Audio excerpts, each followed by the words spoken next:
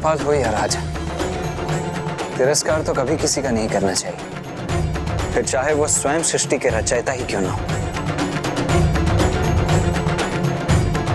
भूल का आभास तो सभी को करना चाहिए।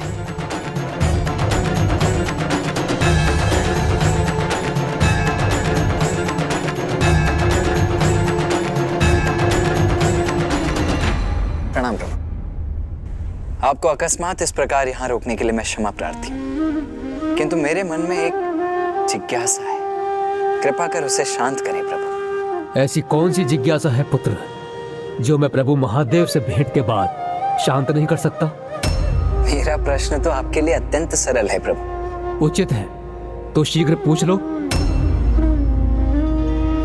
सृष्टि के रचयिता होने के नाते सृष्टि का आधार कहे जाने वाले प्रणव शब्द का अर्थ समझाने की कृपा कीजिए।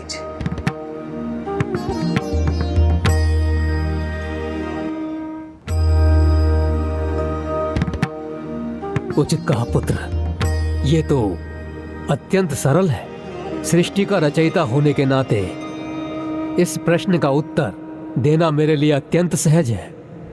एक बार प्रभु महादेव ने स्वयं कहा था कि उनके उत्तरवर्ती मुख से आकार का, उनके पश्चिमवर्ती मुख से ओकार का, दक्षिणवर्ती मुख से मकार का, पूर्ववर्ती मुख से बिंदु का और मध्यवर्ती मुख से नाद का स्वर प्रकट हुआ था। इन्हीं सब अवयवों से युक्त ओमकार का विस्तार हुआ और ओम प्रणव अक्षर का निर्माण हुआ।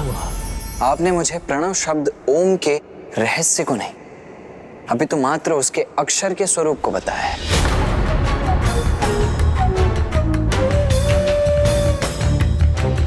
इसीलिए ब्रह्मदेव, मैं समझता हूं कि इस समय सृष्टि अयोग्य हाथों में है। इसीलिए जब तक आप प्रणव शब्द के उचित अर्थ को नहीं जान लेते, तब तक आपके स्थान पर सृष्टि और उसकी रचना का ध्यान मैं स्वयं रखूंगा।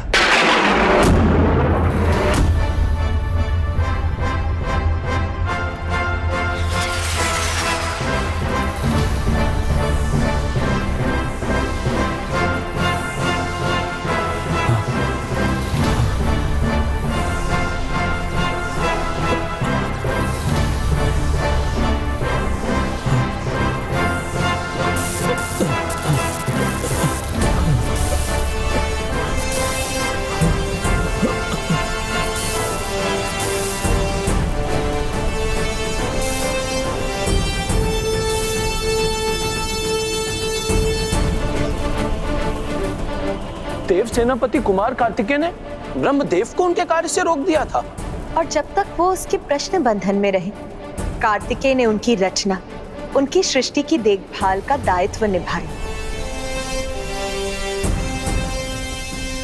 अनुभव और आयु में मुझसे कम होने पर भी प्रभु महादेव के पुत्र कार्तिकेय ने मुझे बंदी बनाकर कदापि उचित नहीं किया। अब तो मुझे प्रभु महादेव ही मुक्त करा सकते हैं।